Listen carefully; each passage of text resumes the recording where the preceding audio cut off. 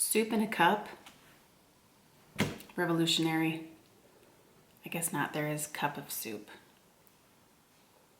So I should start off by saying that I'm filming this video with my camera stacked on top of two mixing bowls.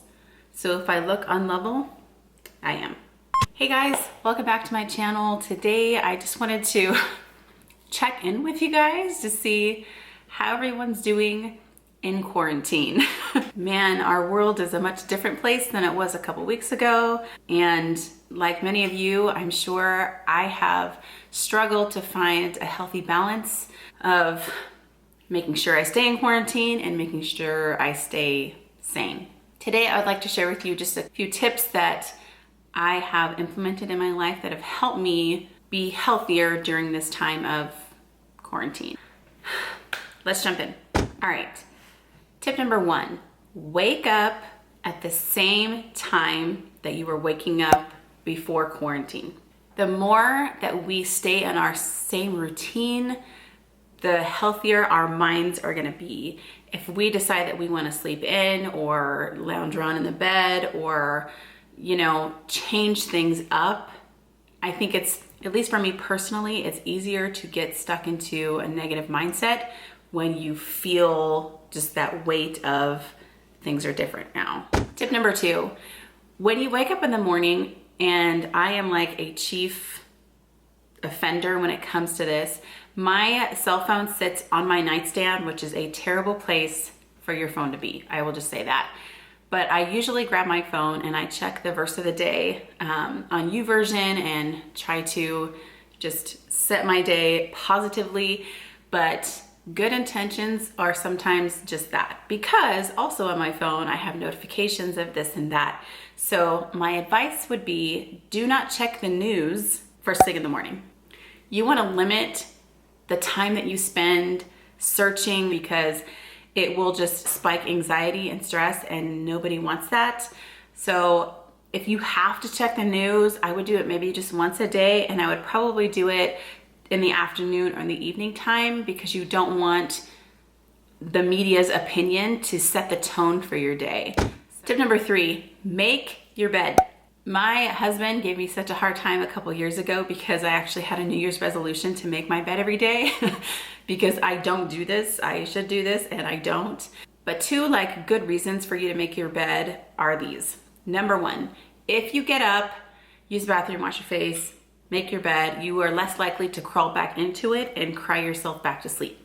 The second reason is because it's just going to help wake your mind up a bit and get you alert and ready to start your day and ready for tip number four, which is spend time with God every day.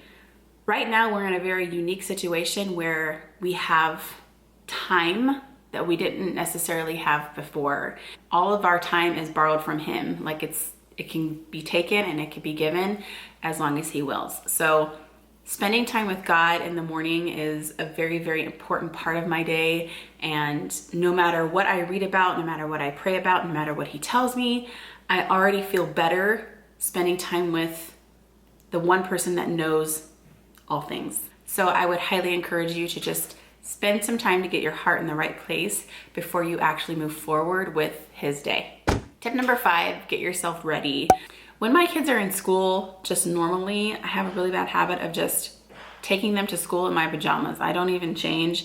I don't brush my hair. I don't nothing. I just and go, because in the morning it's go, go, go, and trying to get everyone out of the door, at the same time. So this is a bad habit anyway.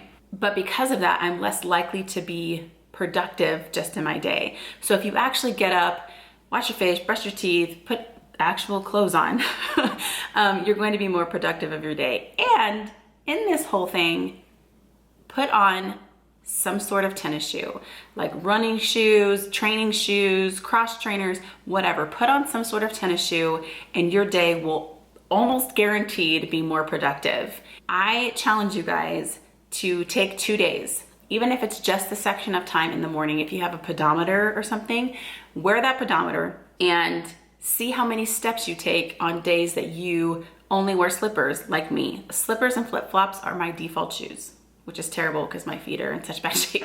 And then do another day that same section of time with tennis shoes on and see if you take more steps if you wear tennis shoes. I do.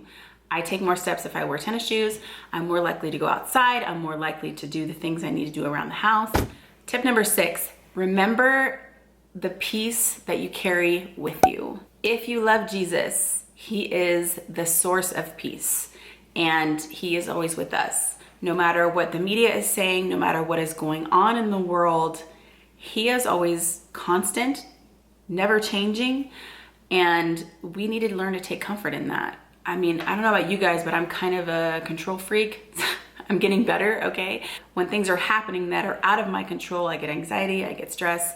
I am more likely to be depressed and clam up and withdraw from people. And that's all nonsense, because in the presence of God, all of these things don't matter because he knows what's going on. So just remember that we have peace within us all the time that we need to tap into, and remember that it's a lifestyle of peace, even if it has to be moment to moment. Tip number 7 is random acts of kindness, even at home. Parents out there, I know that our kids are at home like all day now, and if we're not used to that, it can cause a certain level of stress and anxiety and going craziness. But when my children come up and hug me or draw me a picture or tell me they love me or want to play a game, I feel the hug from them, right? And my encouragement to you is do random acts of kindness for people, even in your same family, even in your community. Like, figure out creative ways to love on people, because right now in this time, we need to be reminded that we're loved and valued, even though we are so separated from our normal society and social circles. We're still loved and valued from people. So find creative ways to just pour out random acts of kindness. And if you can, do it anonymously. That speaks volumes. Tip number 8, find joy in the little things. I try to find joy in everyday tasks, like making my bed. There's joy in that, right? I have a bed that God has allowed me to have, and a house that he's given me, surrounded by family and oxygen and warmth and animals and blankets. Like there's all these things that just, I mean, you go over this list in your head and it's like this list of thankfulness, right? And it's like, man, there's so much joy because he loves me. It's not about the things, it's about because he loves me. So try to find joy in that. I find joy in cooking and making my coffee and going outside and watching the plants that have been dead all season like sprout. So try to find joy in the little things, because those bunch of little things is gonna add up to big things. Tip number 9, make sure that you're staying in contact with other people. It's so important for us right now, as we are isolating ourselves for the health and safety of other people, to stay in contact with other people. And I want to encourage you guys to make a phone call, have a video chat. There are fantastic resources out there like Zoom and Facebook Messenger, even if just a regular FaceTime video phone call. Like, make sure that you're contacting people, and it's so much more powerful if they could see you and hear you.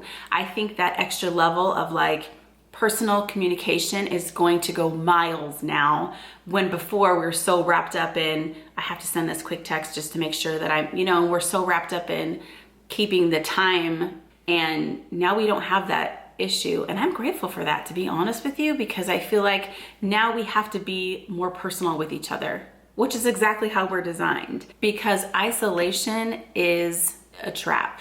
It's a feeding ground for the devil to get a hold of you. When you're not in community, you're easy prey. So just guard yourself from that. Number 10 is to memorize scripture. We have extra time gifted to us, I'll say it that way. We have no excuse not to do this. So, and I don't know about you guys, but I've been into several situations where I can recall scripture that I've memorized that speak right into my situation, and it happens more oftentimes than not, especially now. So I want to encourage you to memorize one verse a week. One verse a week. If you can't do it in a week, do it for 2 weeks.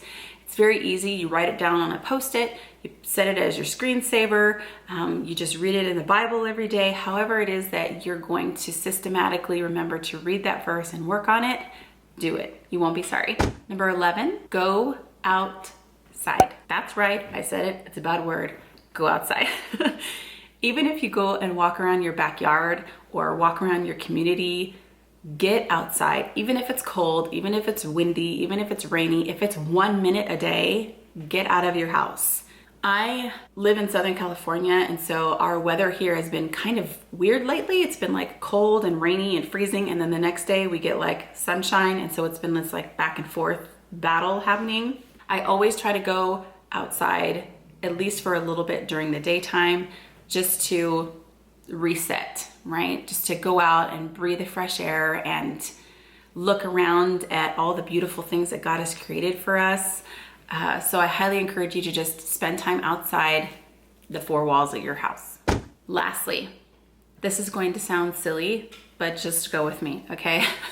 I want to challenge you guys to dance every day. Turn on your favorite song, turn on music that you can't help but dance to, and spend 4 or 5 minutes and just dance around. Be silly, be crazy, fling your hair around, whatever, jump up and down. It's going to help you feel better. It's going to expense energy. It's going to create endorphins, right? All of these things I think are really important, and it's fun. We need to find things that are fun to do in a time that there's not a lot of fun things that we do normally available to us. So dance around, have a good time, get your kids involved, get your husband and your wife involved, and just have a good time. All right, so I'm gonna go ahead and wrap it up here. Hopefully you guys found this video helpful. If you try any of these things, let me know in the comments down below how you did. I am praying for all of you and praying that we can just keep our eyes fixed on the Lord and not what the world tells us to focus on, because at the end of time, it's not gonna matter. So we should be, preparing ourselves for that through all of this. I highly encourage you to try these things so that you can come out of quarantine healthier than you went in, and maybe, develop some new healthy habits to keep after this all passes over. If you found this video helpful or you like to connect with people, give this video a thumbs up, subscribe to my channel if you want, and I'll see you guys in my next video. Bye.